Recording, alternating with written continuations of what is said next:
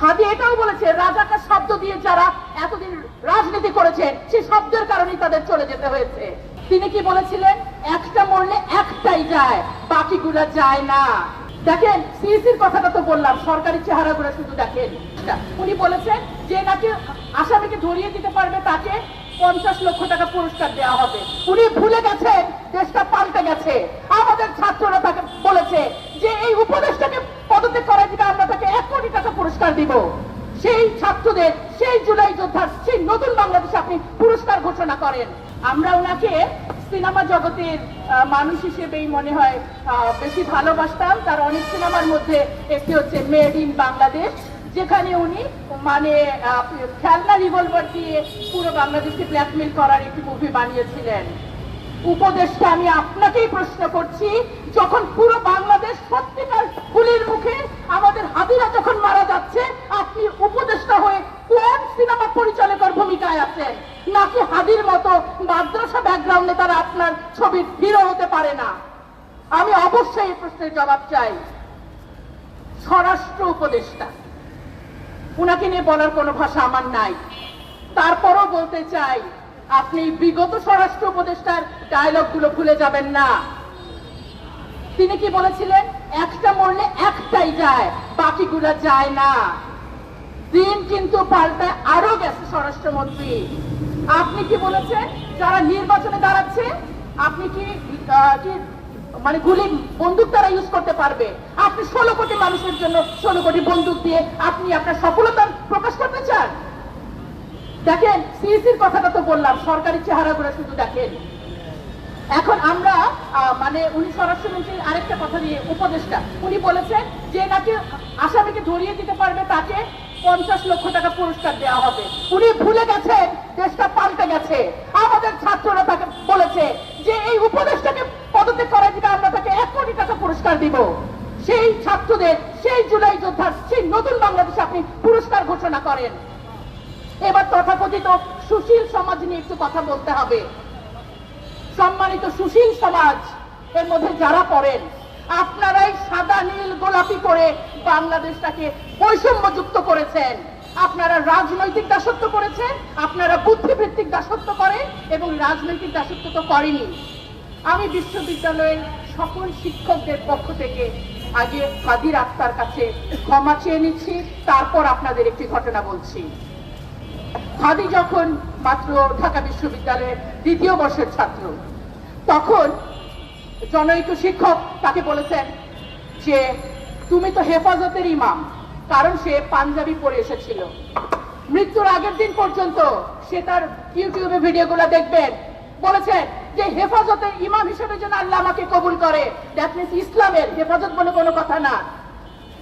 হাদি এটাও বলেছে রাজাকার শব্দ দিয়ে যারা এতদিন রাজনীতি করেছেন সেই শব্দের কারণেই তাদের চলে যেতে হয়েছে। আমরা যেন এই জিনিসটা মনে রাখি।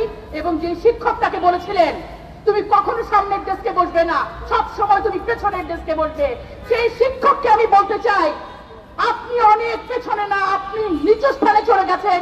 আজকে হাদি তার আদর্শ পুরো বাংলাদেশ ধারণ করছে, আমাদের হাদির আদর্শ অনেক উপরে। এখন আমি যেটা বলতে চাই যে নারীদের বিষয়টা, সম্মিলিত নারী প্রয়াস, এবং এখানে আরো অনেকে যুক্ত হয়েছেন, সবার প্রতি আমার কৃতজ্ঞতা।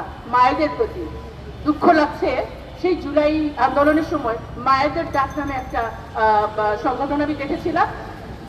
এই পুরো সময় জুড়ে তাদের আমি আর দেখলাম না। যখন আমার হাদি রক্তাক্ত তাদের কেউ এলো না। যখন শহীদ মিনারে আমরা সবাই একত্রিত হলাম, তখন ছাত্রদল বিএনপি এটা না হয় বাদে দিলাম, একাত্মতা ঘোষণা করুক না, আমাদের যে আপা উনিও কিন্তু এলেন না, টুলি আপা। আমরা আশা করেছিলাম তিনি আসবেন, কিছুই বললেন না। এখনই যদি আপনারা প্রতিদ্বন্দ্বী থেকে, হাদি তো আপনার প্রতিদ্বন্দ্বী ছিল, তার সময় আপনি একজন বোন হিসাবে, একজন মা হিসাবে আসলেন না, ক্ষমতায় যাওয়ার পর আপনারা কি করবেন? আর নারী কমিশন তো আপনারা শুনেছেন, তারা আমাদের জন্য নাকি খুব ভালো ভালো ব্যবস্থা করেন। গতকালকেও যখন আমাদের জুলাই যোদ্ধা নারীর লাশ পাওয়া যায়, যখন বুয়েটের ছাত্রী ধর্ষিত হয়, যখন নারীদের উপর অত্যাচার চলে, আমার নারী কমিশন তখনও হয়তো চা কফি খাওয়ায় ব্যস্ত থাকেন। এবং তারা বলেন যে পতিতাবৃত্তিকেই বৈধতা দিতে হবে, সমকামিতাকেই দিতে হবে, এবং তারা ওইটাই তাদের আনন্দ, এবং তাদের অনেক বড় সফলতা আছে। তারা আমাদের মহিলা ও শিশু অধিদপ্তরের নাম পাল্টিয়ে এখন নারী নারীও মানে শিশু অধিকার করেছেন, মহিলা থেকে তারা নারীতে উন্নীত করেছেন। এটা যদি তাদের সফলতা হয় সেটা আপনারা বিবেচনা করবেন। আমি শেষ করব এখনই স্পেসিফিক কিছু দাবি দিয়ে, হাদির একটা স্বপ্ন দিয়ে। মাননীয় উপদেষ্টাগণ, আমার এর চেয়েও বেশি সম্মানিত দেশের জনগণ, বিচারের দায়ভার আর বিচার বিভাগের উপর রেখে আমরা আস্থা পাই না। আমরা বলতে চাই হত্যার বিচার করতে হবে। হাদির চাওয়া যেটি ছিল শেষ, যে হত্যাকারীর বিচার, আমরা সবাই সেটাই চেয়েছি। হত্যাকারীদেরকে গ্রেফতার করে অতি দ্রুত দৃষ্টান্তমূলক শাস্তি নিশ্চিত করুন। হত্যার নির্দেশদাতা কারা ছিল সেটি নিশ্চিত করুন। সেটি দেশীয় অথবা আন্তর্জাতিক হোক, তদন্ত করে সেটিকে নিশ্চিত করুন। অস্ত্রসহ মামলায় যারা আসামিকে জামিন দিল তাদের বিরুদ্ধে তদন্ত করে ব্যবস্থা নিন এবং অন্যান্য জুলাই যোদ্ধাদেরকে আপনাদের নিরাপত্তা নিশ্চিত করতে হবে, সেটি আপনাদের দায়িত্ব। এবং সবশেষ, নির্বাচনের যদি নিরাপদ পরিবেশ সৃষ্টি করতে না পারেন, জনগণের ওপর ছেড়ে দেন। আমাদের প্রত্যেকে এই কথাটি বলেছে, আমরা হাদির স্বপ্ন নিয়ে, আমরাই যোদ্ধা, আমরা আমাদের দেশ, আমরা এখনো স্বাধীন না। বারবার এক একটা রাজনৈতিক দল এই দেশটাকে পার্সোনাল প্রপার্টি করে ফেলেছেন। এখন নেকাব বলেন, হিজাব বলেন, মাদ্রাসা বলেন, আমরা হাদির স্বপ্নে উজ্জীবিত। আমরা সবাই বাংলাদেশকে সত্যিকার সার্বভৌমত্বের স্বাদ নিয়ে ছাড়বো এবং ইনশাল্লাহ আমরা নারীরাও আমরা পথে থাকবো আমাদের সন্তানদের নিরাপত্তার জন্য। আপনাদের সবাইকে অনেক ধন্যবাদ। আসসালামু আলাইকুম ওয়া রাহমাতুল্লাহি ওয়া বারাকাতুহু।